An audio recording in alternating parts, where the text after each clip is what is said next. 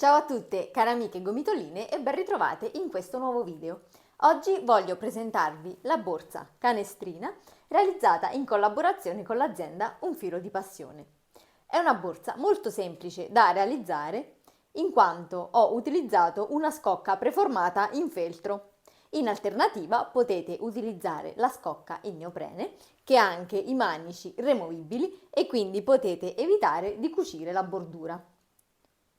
Per la bordura ho utilizzato il gomitolone Star, che è un filato acrilico da 200 grammi, ed ho eseguito un semplice punto canestro.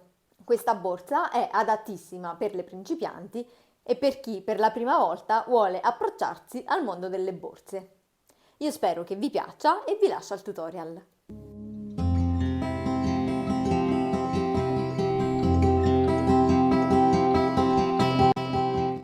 Per realizzare la nostra borsa canestrina andremo ad utilizzare il gomitolone Star, un filato acrilico prodotto e distribuito dall'azienda Un Filo di Passione. Vi lascerò il link giù in descrizione. Oltre al filato andremo ad utilizzare un uncinetto numero 5.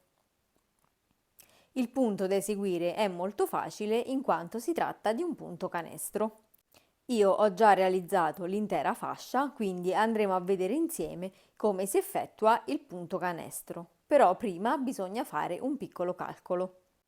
Per regolarmi con la misura ho eseguito un piccolo campione del punto avviando 11 catenelle ed ho fatto un totale di 6 giri e misurandole con il metro da sarta ho ottenuto una lunghezza di 8 cm e mezzo e un'altezza di 7 cm.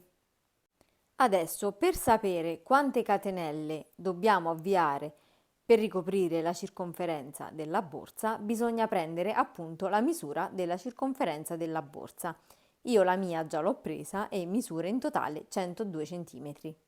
E adesso andiamo a fare questo piccolo calcolo per vedere quante catenelle bisogna avviare.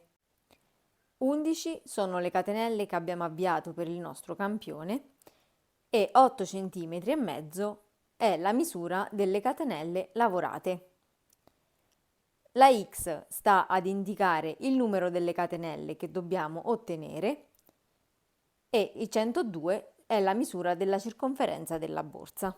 Quindi facciamo la nostra proporzione dove 11 sono le catenelle per 102 che sono i centimetri della circonferenza della borsa diviso 8,5 che è la misura delle nostre 11 catenelle lavorate.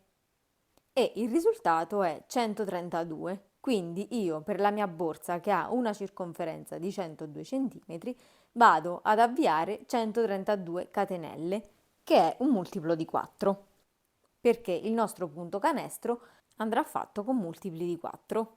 Mentre per quanto riguarda la lunghezza sappiamo che i nostri 6 giri lavorati corrispondono a 7 cm, quindi andrò a fare un totale di più o meno 12 al massimo 14 giri, in base allo spessore che voglio ottenere. Se voi avete una scocca più grande o più piccola, questo tipo di calcolo va sempre bene. L'importante è fare prima un piccolo campione con il filato che si vuole utilizzare e poi fare questo calcolo, in modo da sapere quante catenelle bisogna fare all'avvio del lavoro.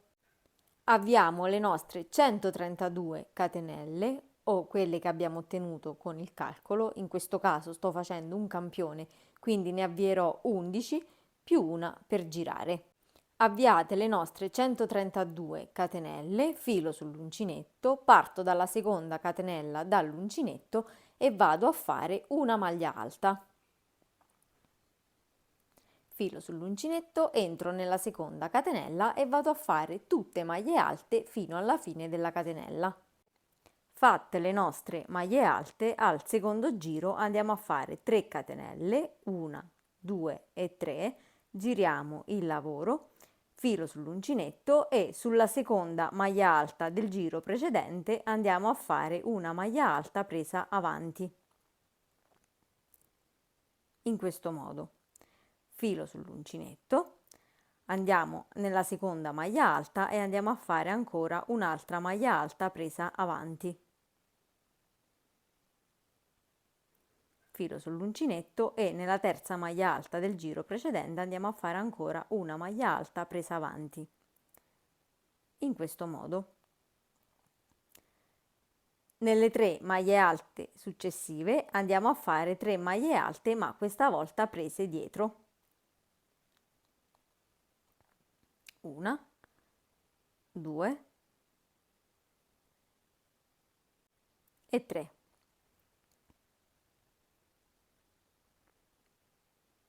E nelle 3 maglie alte successive del giro precedente andiamo a fare ancora 3 maglie alte prese avanti.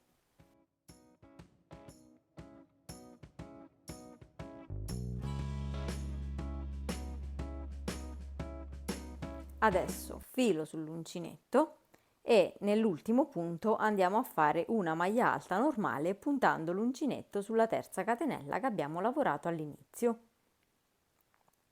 Adesso andiamo a fare 2 catenelle, giriamo il lavoro.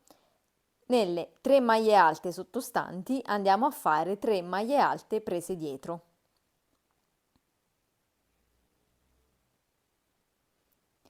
Ora nelle 3 maglie alte prese avanti del giro precedente andiamo a fare ancora 3 maglie alte prese avanti. Nelle ultime 3 maglie alte prese dietro andiamo a fare ancora 3 maglie alte prese dietro e nell'ultimo punto andiamo a lavorare una maglia alta normale. Adesso andiamo a fare 2 catenelle, giriamo il lavoro e nel giro precedente qui dove abbiamo le maglie alte prese avanti andiamo a fare 3 maglie alte ma questa volta prese dietro. Una, 2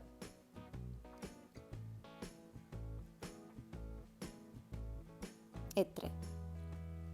Filo sull'uncinetto e dove abbiamo le 3 maglie alte prese dietro, questa volta andiamo a fare 3 maglie alte prese avanti.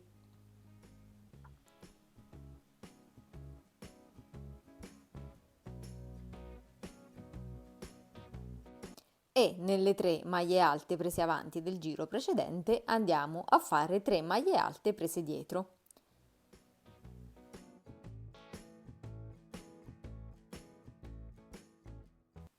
E sull'ultimo punto andiamo a realizzare una maglia alta semplice. Ed ecco qui che il nostro punto canestro inizia già a prendere forma. Adesso facciamo 2 catenelle, giriamo il lavoro, filo sull'uncinetto, qui dove abbiamo le 3 maglie alte prese avanti, adesso andiamo a fare 3 maglie alte prese avanti.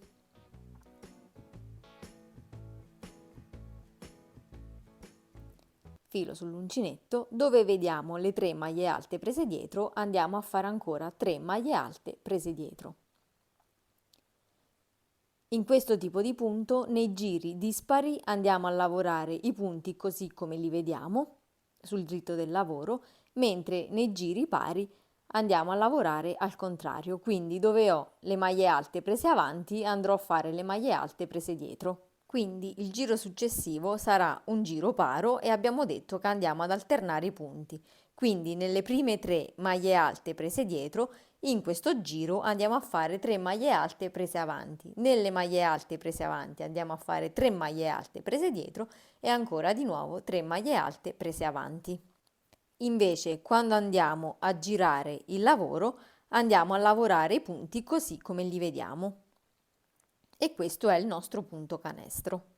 Una volta completata la nostra striscia possiamo piegarla a metà in questo modo facendo combaciare bene i bordi e a questo punto possiamo tagliare il filo lasciandolo leggermente più lungo perché ci servirà per andare a cucire. Come vedete questo punto non ha né un dritto né un rovescio, quindi non dovete assolutamente preoccuparvi di mettere il lavoro al contrario. Adesso andremo ad effettuare la cucitura con sole maglie bassissime. Se volete potete aiutarvi con un marcapunti per fissare bene l'angolo, in questo modo. E adesso andiamo a cucire il nostro pannello, andando a realizzare una maglia bassissima in ciascun punto, fino ad arrivare alla fine del pannello dove abbiamo posizionato il marcapunti. Io continuo e noi ci vediamo alla fine.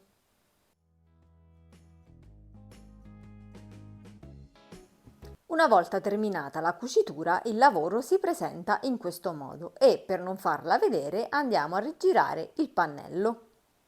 E adesso andiamo a cucirlo sulla nostra borsa.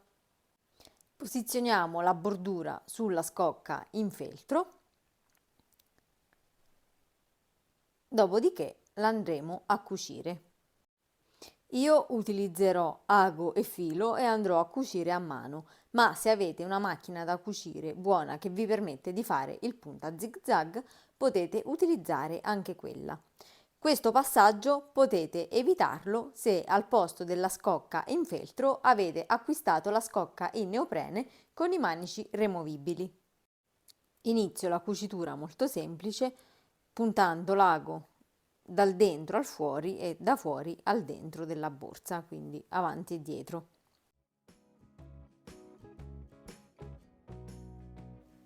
Una volta cucita la bordura della borsa solo sulla parte superiore, possiamo andare ad applicare i bottoni. Ne andremo ad applicare uno al centro per la chiusura e due ai lati, uno per ciascun lato. Il centro della borsa più o meno mi ricade in questo punto e vado ad applicare il bottone.